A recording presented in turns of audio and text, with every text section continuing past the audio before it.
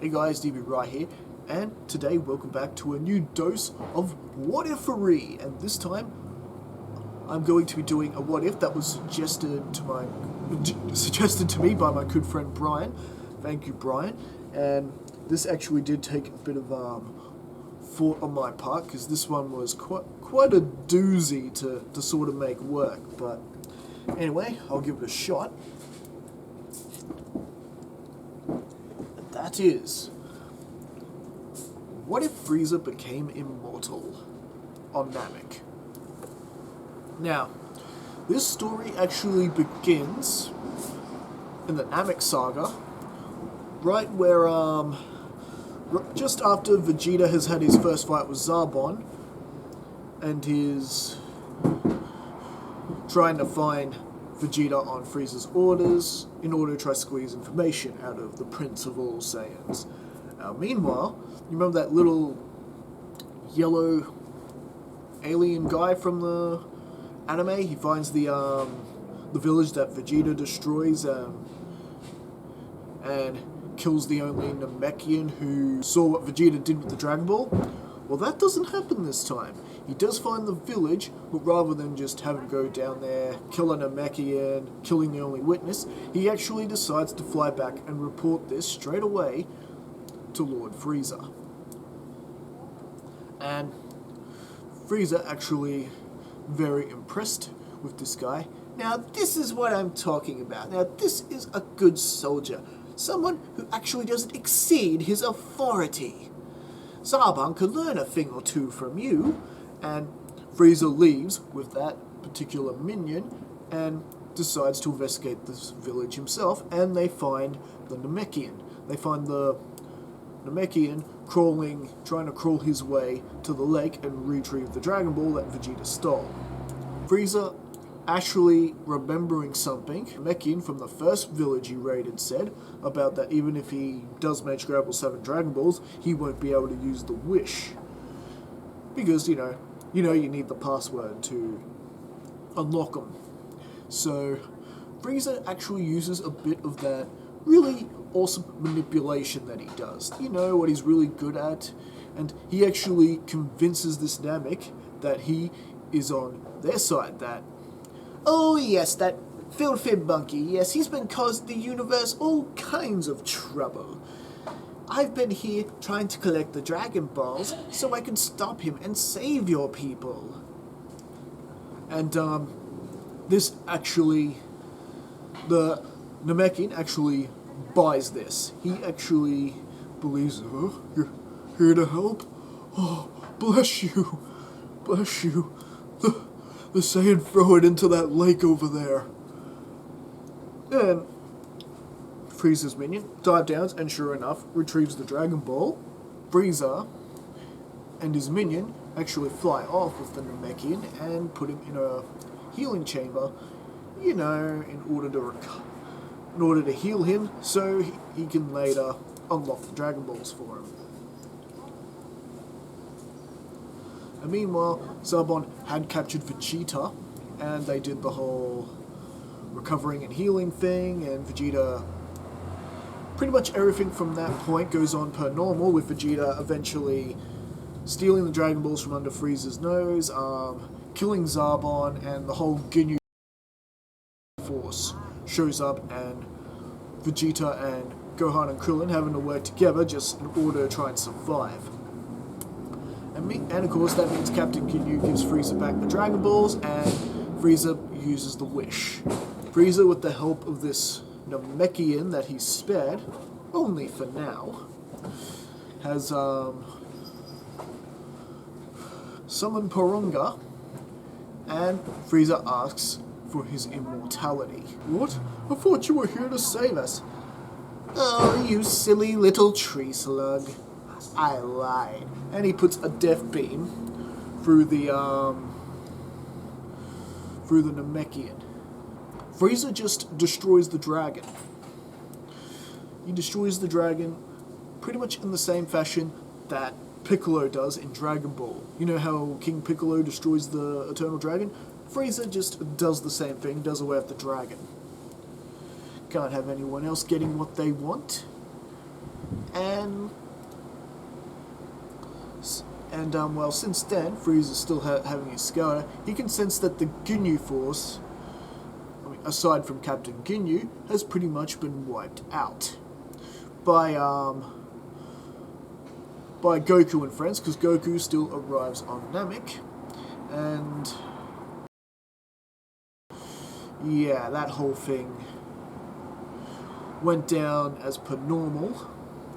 Except Jace didn't actually get the chance to run off and get Captain Ginyu. Vegeta took him out on the spot. We've got an Immortal Lord Frieza speeding towards our Dragon team. And, well, quite frankly, they don't have a chance. I'm sorry to say. Captain Ginyu does get defeated. He does get defeated. Goku and Vegeta having to work together, and they do try and take on Frieza. And Goku actually surprising everyone, getting a few good hits in. Goku is significantly weaker than the original when he fights Frieza, because he didn't have that big final Zenkai boost from battling with Captain Ginyu. And Frieza's just sort of having the time of his life. He's really testing his immortality. He's actually letting these guys get some hit in, and basically all the wounds that Frieza is getting is just healing away like nothing happened. Sorry, Vegeta, but I'm the winner of the grand prize today. And fires a death beam, killing Vegeta, and does fire another one, killing Krillin, and that actually does trigger Goku into going Super Saiyan, and the power-up does surprise Frieza, but Frieza's not too worried. I mean, he's immortal. Can't kill him. Even in Super Saiyan power, Goku's not going to be able to kill Frieza. So Frieza's actually having a bit of fun testing out his immortality. And Goku's Super Saiyan transformation isn't anywhere near as potent as it is in the original. It's quite potent, but not quite as potent. Didn't have that Ginyu Zenkai boost. The only thing that's giving Goku any significant ground in this battle is the Kaioken Ton times multiplier as well. But again, Frieza is immortal, and Frieza just, after a while, taking all these hits and just healing, Goku beginning to tire out, Frieza just pretty much does away with him, and pretty much just blows up Namek.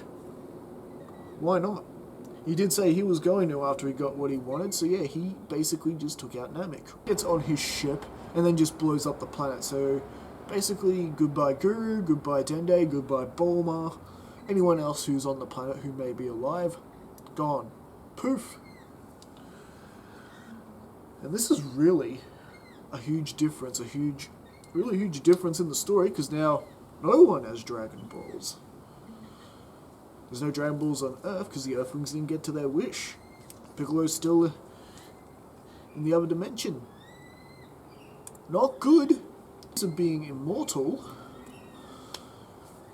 he is free to go about the universe as he pleases. And one of the first things he actually does with his immortality is kill his father. Now, Frieza may have been raised by his father and all that, but there's no love lost between them. Frieza will not chance King Cold wanting to take his kingdom back one day, out of a whim or whatever. No, Frieza will put him into retirement permanently. And the first planet Frieza actually sets his sights on is planet Earth. He knows where these other guys, Krillin and Gohan, came from there, so there is potential they might be able to make a decent slave force, or there might be people worthy enough who could serve under the Frieza Force. After all, Gohan and Krillin weren't exactly pushovers, Needless to say, Earth got a pretty rude awakening that day, with an immortal Frieza basically declaring himself their new ruler, and there's pretty much no one there who can stop him. Go into a bit of a 3-year time skip here, or time jump. there are only two people who are actually offering any sort of resistance within the Frieza Force, and they show up 3 years later. That will be Android 17 and Android 18. Now what?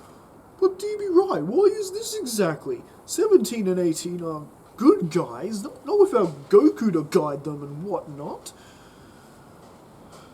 Well, that may be true, but without Goku around for Dr. Gero to get his revenge on, 17 and 18 were basically left alone up until Frieza showed up and Gero suddenly had himself a new mission. He could actually do some good. You know, Gero wanted to conquer the world and rule it and become a corporation powerhouse that'll rival Capsule Corp. That was the whole thing with the Red Ribbon Army. Red Ribbon Army's chance to show off his technology. But now, without Goku, he can basically put his real plan into action. It's just a matter of reconquering the planet from Frieza. And Android in 17 and 18, whose energies do not tire, they're actually proving to be quite a formidable duo resistance against the Frieza Force. Now, they're not really killing Now, the androids, they're basically as rogue as the originals were. They still kill Dr. Gero. So don't get me wrong, but they're not really interested in killing humans. Hunting down Frieza Force soldiers and causing Frieza chaos is their favourite hobbies. That's actually where we're going to leave things for now. So what do you guys think? Do you like this story so far? We've got an immortal tyrant Frieza to deal with. We've got Android 17 and 18 supposedly fighting on the side of good.